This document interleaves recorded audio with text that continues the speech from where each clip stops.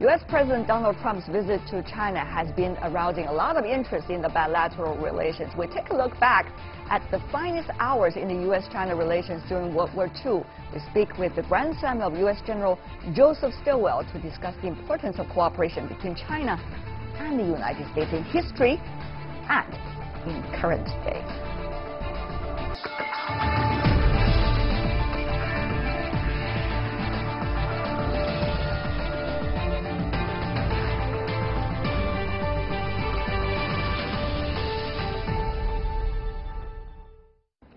Welcome back. You're watching World Insight with Tian Wei, coming to you Monday to Friday on CGTN.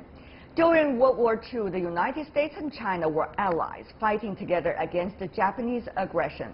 You must have heard of the Flying Tigers, an American volunteer group helping China fight off Japanese invaders.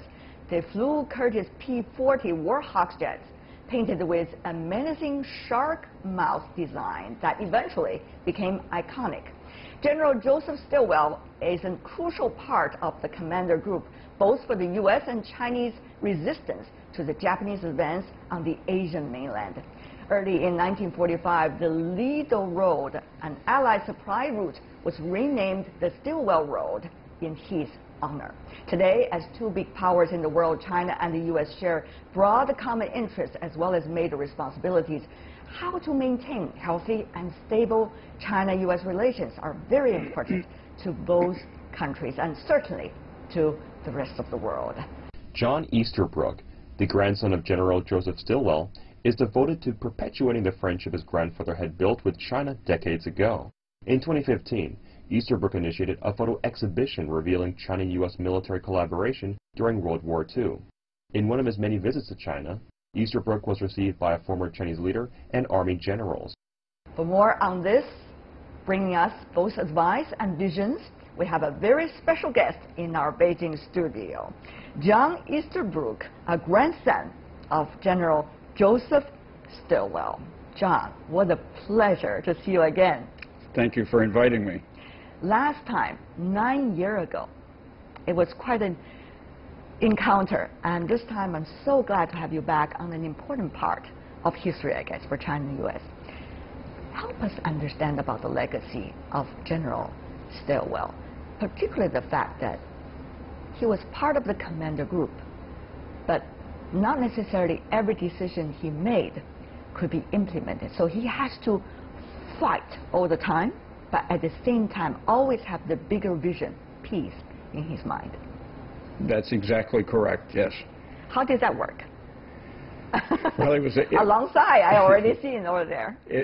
At times it was a very difficult thing, but he was a very determined man, and he had the best wishes of the Chinese people in his heart, and he wanted to do all the best he could for the Chinese people. And that's what kept him motivated to do what he did during the anti-Japanese war. Many people know about the Flying Tigers legacy. General Stilwell, of course, was an important of the overall picture, but what he had his heart on is the Ledo Road, as we mentioned, which is to make sure there's going to be enough breathing ground for China when it comes to the time for it to fight back against Japanese aggression. How was that idea articulated by him throughout the years, and how did he make effort to implement them?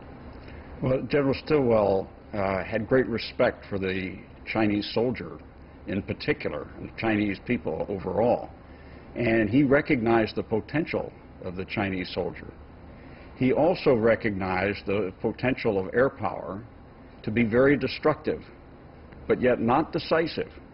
It was only when ground forces took territory that a decision could be made.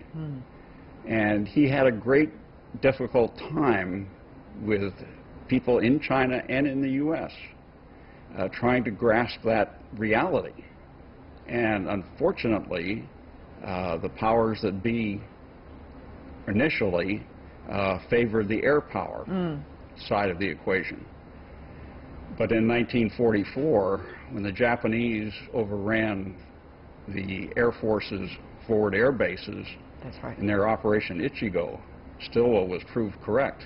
At the time, some of the Chinese air bases were not well constructed, not to mention to have some of the basic qualities to fly up and also to accept airplanes. Through the efforts being made by both sides, it seems things were done, but were done on a very thin margin in a way. And yet, eventually, the Indo-China Road did provide some breathing ground for China at the very end of the war against the Japanese aggression. Very important for the Pacific theater too. John? Yes, we have to remember that in 1942, China was cut off from all supplies from the rest of the world. And Stilwell realized that in order to get sufficient supplies into China so that China could resist the aggression, you needed a land supply route. And the only feasible one was to build the Ledo Road, reconnect with the Burma Road. In the meantime, of course, they were flying supplies in over the hump, but it was just inadequate to sustain China for very long. But there were great sacrifices made also in order to make the Ledo Road workable. How was that picture like? Well, the Ledo Road was a very joint effort between Chinese engineers and American engineers, building a road that many people said was impossible to build and sustain. Why was it impossible? Because of the weather conditions, the monsoons, the floods, the jungles, just any number of things that were against having a very fine road. I'm sure he had a lot of accounts about how did the two sides eventually work together to make things happen. At times the debates could be intense.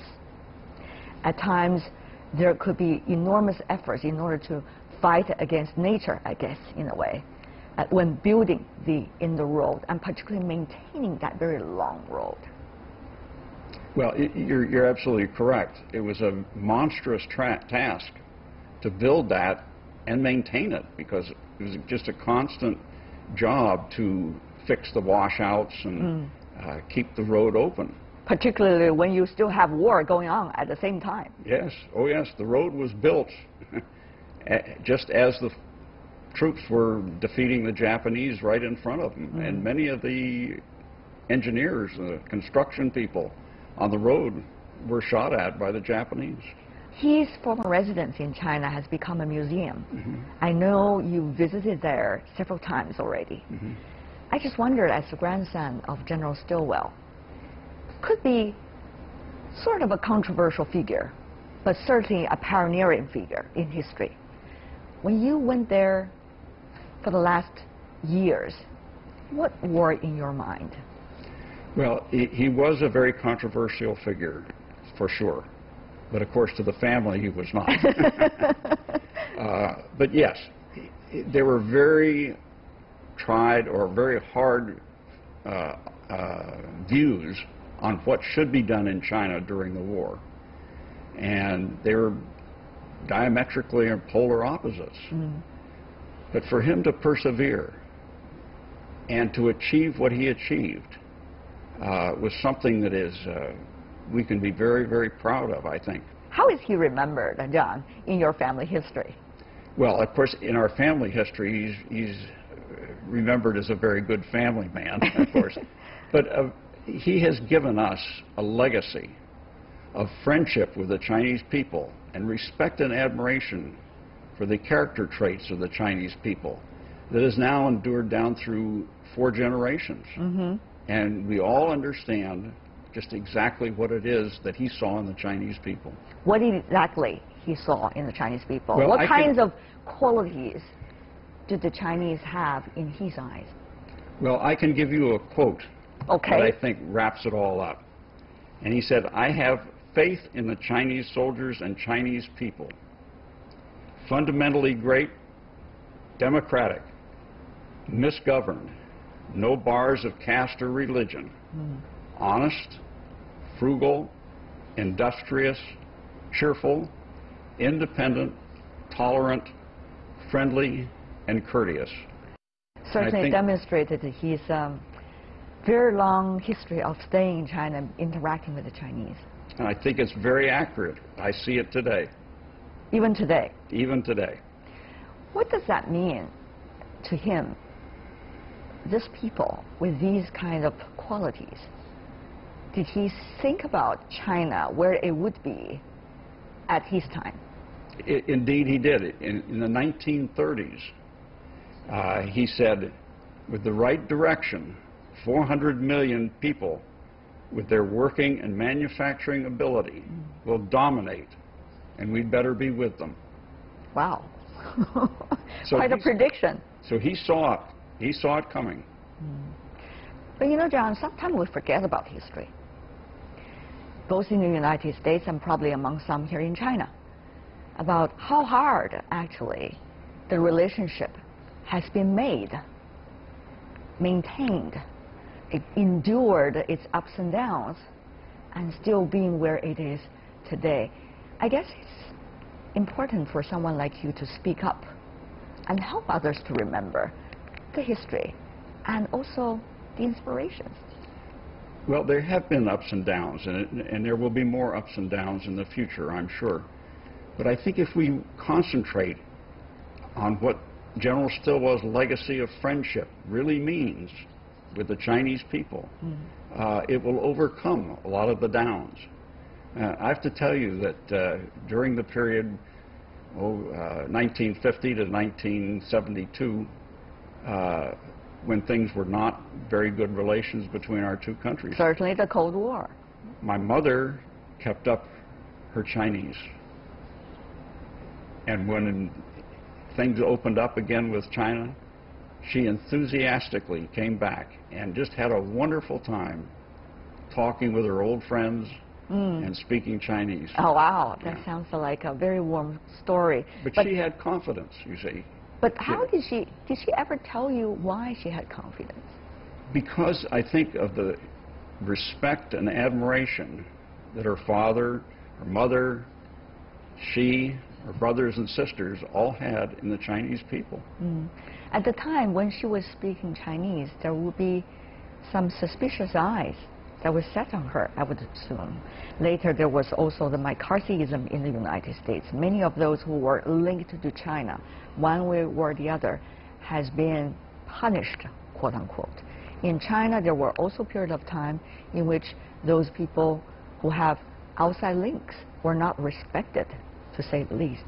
So what kind of courage, in a way, people have to have in order to be able to make sure that the kind of world we need to have are going to happen with our own efforts.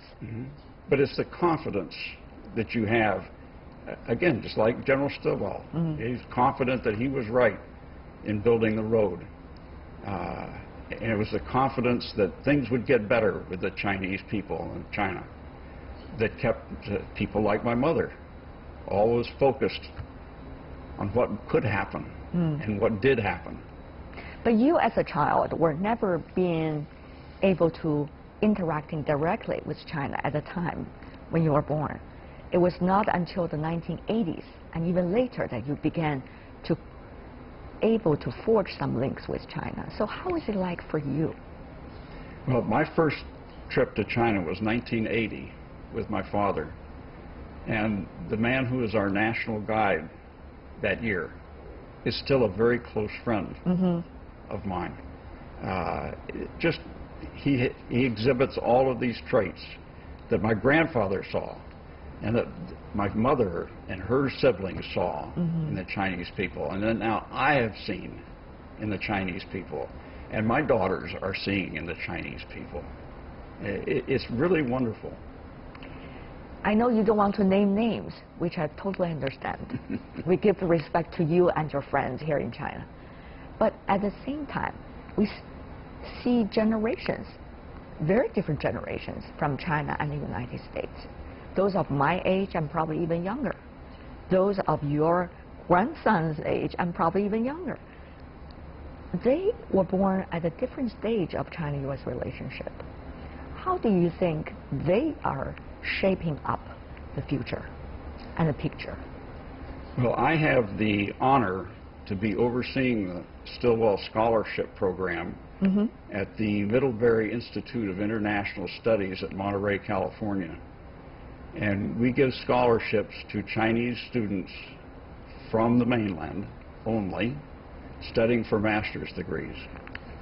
And it is just so heartwarming to see the enthusiasm, the intelligence, just the bright, sunny faces of these students coming to the U.S. to study.